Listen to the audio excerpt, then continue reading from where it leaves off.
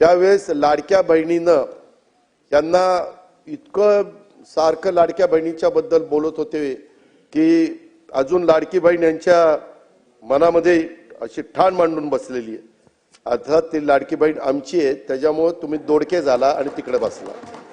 त्यामध्ये समोरच्या बाकावरून कठोर उपाययोजना करा, लोकांना खुश करण्यासाठी आश्वासन देऊ नका. अध्यक्ष महोदय, आम्ही बघितलं ते गांडूळ असतं ना, गांडूळ ते इकडनं चालतं का तिकडनं चालतं कळतच नाही, ते दोन्ही बाजूनी चालतं असं सगळ्यांना वाटत असतं. तसं काही जण सन्माननीय सदस्य दोन्ही बाजूनी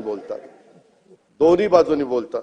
अध्यक्ष महोदय, लाडक्या बहिणींच्या विषयी आम्हाला जी आपुलकी आहे, आदर आहे, याची आम्हाला जशी जाणीव आहे तशी आमच्या लाडक्या बहिणींना पण जाणीव आहे. अध्यक्ष महोदय, काहींनी एका गोष्टीची समज झालं पाहिजे, विशेषतः आमचे पटोले साहेब यांनी, आईनंतर जर सर्वात कोणी त्याग करत असेल तर ती बहीण असते. हे तर खरं.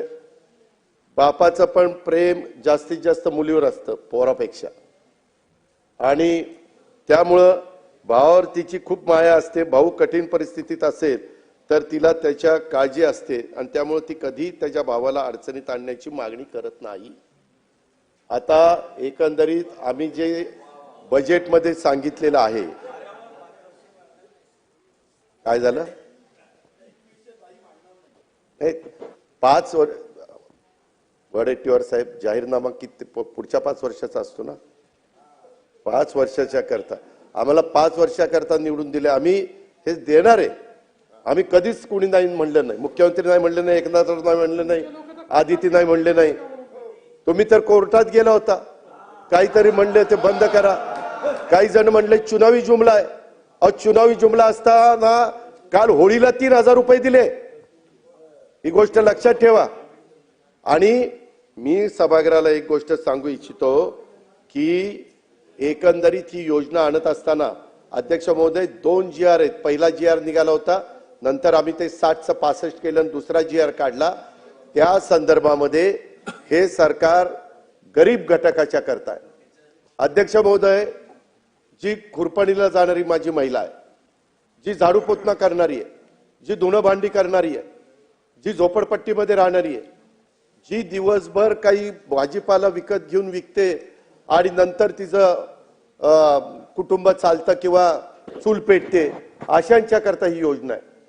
त्या संदर्भामध्ये आमच्या घाई गडबडीत काही भगिनी ज्यांची आर्थिक परिस्थिती चांगली आहे, अशा काही लिस्ट मध्ये आल्या. आम्ही त्यांना विनंती केलेली, मागे पंतप्रधानांनी पण ज्यांची परिस्थिती चांगली आहे त्यांनी उजाला गॅसचा फायदा घेऊ नये अशा पद्धतीने केलं. लाखो लोकांनी गॅस म्हणजे त्याचा फायदा घेतला नाही. अध्यक्ष महोदय, त्या प्रकारे कधी काही ठिकाणी थोडंसं झालेलं आहे.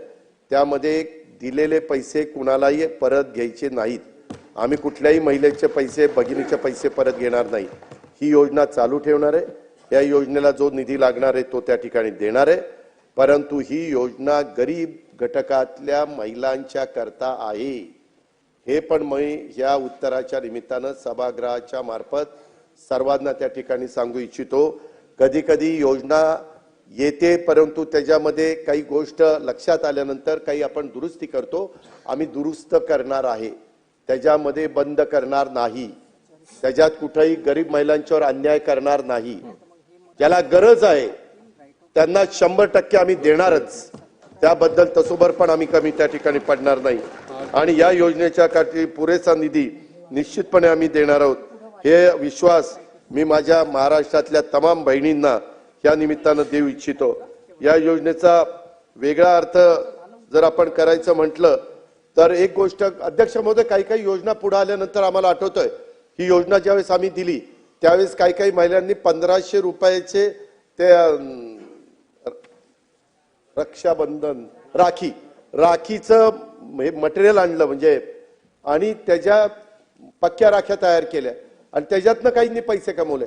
त्या महिला आपण देवेंद्रजी जायचो त्यावेळेस भेटायच्या की आम्हाला 1500चे मला 20,000 रुपये झाले, माझे 18,000 रुपये झाले. त्या पद्धतीनं अर्थमंत्री म्हणून मी अरे थांबा ना जरा, ऐका ना. झाला ताई, तेच सांगतोय त्यांना.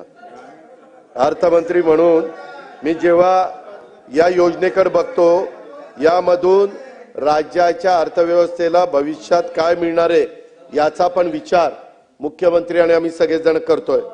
त्याच्यामध्ये 1500 रुपये थेट रोख रक्कम भगिनीला मिळते. महिला सक्षमीकरणाचं एक मोठं पाऊल आहे. परवाच विधान परिषदेमधले आमचे गटनेते प्रवीण दरेकरांनी एक घोषणा केली. लाडकी बहीण योजनेचं अकाउंट उघडणाऱ्या बहिणींना मुंबई बँक 10 ते 25 हजार रुपयाचं कर्ज देणार आहे.